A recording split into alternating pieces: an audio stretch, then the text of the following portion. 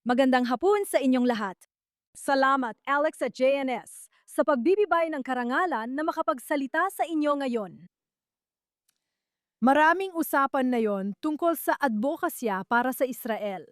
May mga kumperensya sa paglaban sa anti-Semitismo, survey para mahikayat ang isip at damdamin ng tao, at walang tigil na talakayan tungkol sa mensahe, naratibo at PR. Sinasabi ng mga tao na may problema sa PR ang Israel. Hindi ako sang-ayon. Walang problema sa PR ang Estadong Hudyo. Ang Bnei Israel, ang sinaunang makapangyarihang tribo ng mga anak ng Israel na nakaligtas sa lahat ng ating mga kaaway at patuloy na umunlad kahit ilang beses ng tinangkang lipulin. Wala tayong problema sa PR. Sa katunayan, napakalakas ng ating kwento, kaya kinopya ito ng iba at ginagamit laban sa atin.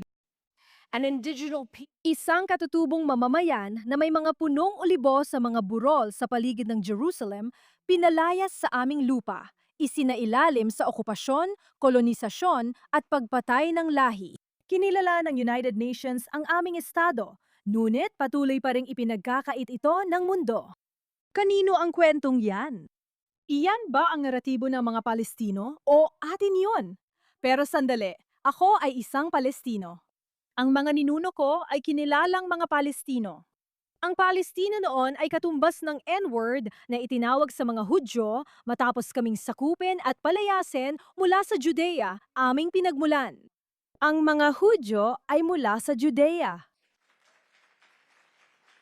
Ang katotohanan na ang mismong katotohanan ito ay kinukuwestiyon at gumagastos pa tayo ng milyon-milyong dolyar sa mga PR campaign para patunayan ito sa buong mundo. Talagang ang alam na nila at sinasadya nilang itanggi na ang mga Hudyo ay mula sa Judea ay nangangahulugang sobrang magulo na ang kwento ngayon, sobrang baluktot na.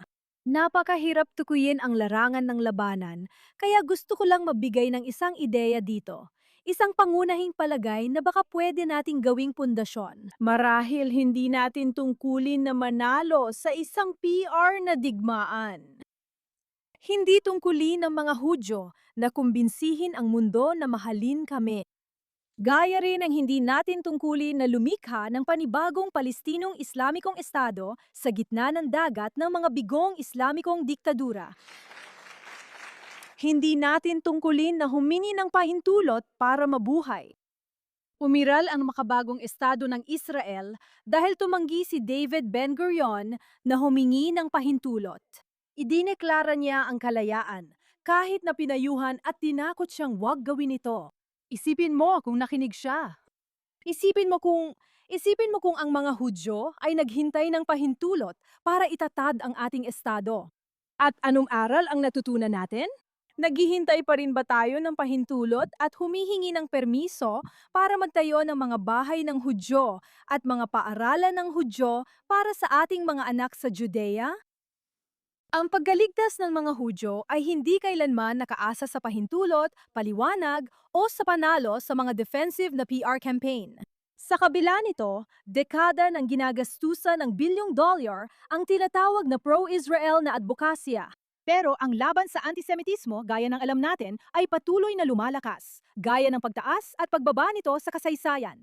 Lumalago rin ang anti-Zionismo. At sa kabila ng lahat ng perang ito na ginagastos para sa napaka-espesipikong naratibong ito, kabaligtaran mismo ang takbo nito. Kaya bakit pa rin tayo naglalaan ng pondo para sa PR battle ng imahe ng Israel sa pag-asang magiging mas ligtas ang mga Hudyo?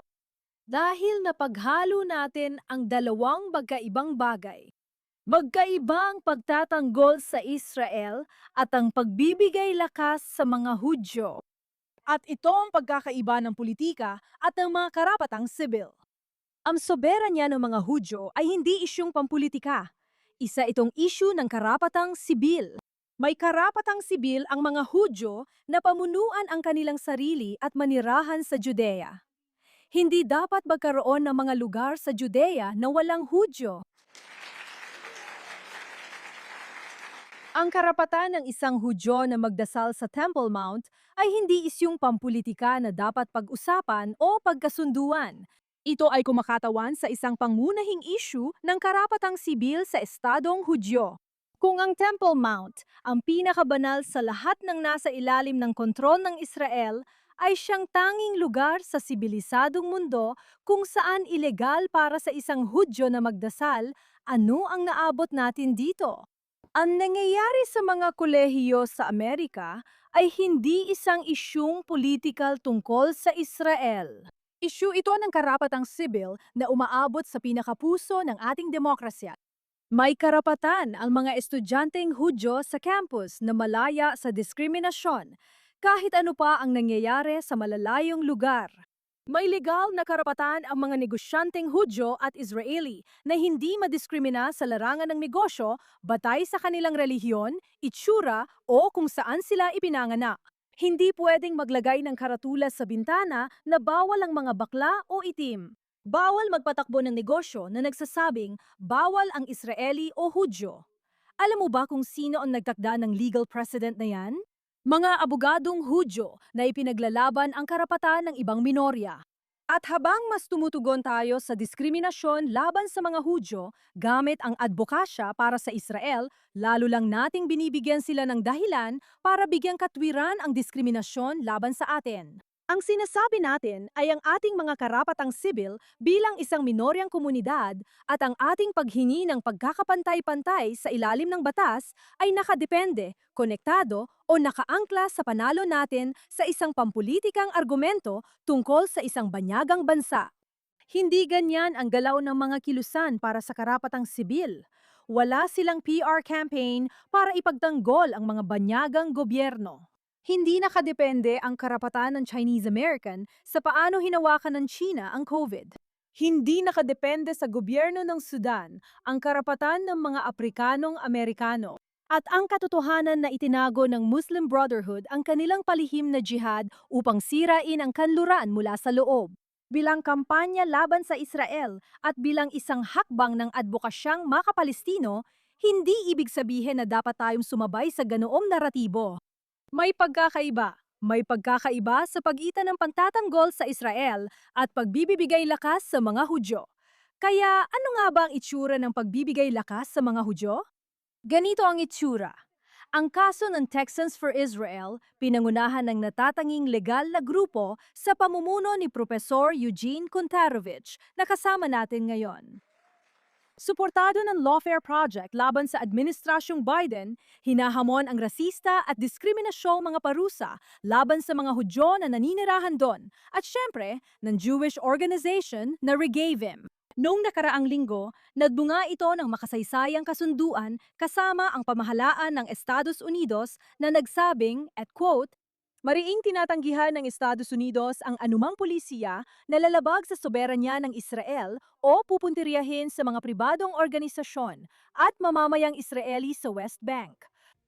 Kaya't kailangan ko nang tapusin ngayon, kahit na marami pa akong halimbawa ng pagpapalakas ng mga Hudyo, napakasimple lang ng aral. Hindi natin kailangan ng mga paliwanag tungkol sa Israel. Kailangan natin ng mas matitibay at makapangyarihang Hudyo na malayang magsalita laban sa radikal na Islam at hindi natatakot magpatupad ng kaparusahan sa puot laban sa mga Hudyo saan man. Kapag tumigil ang mga Hudyo sa paghingi ng pahintulot at ginamit ang aming mga karapatan, mapupunta sa amin ang hinaharap. Salamat!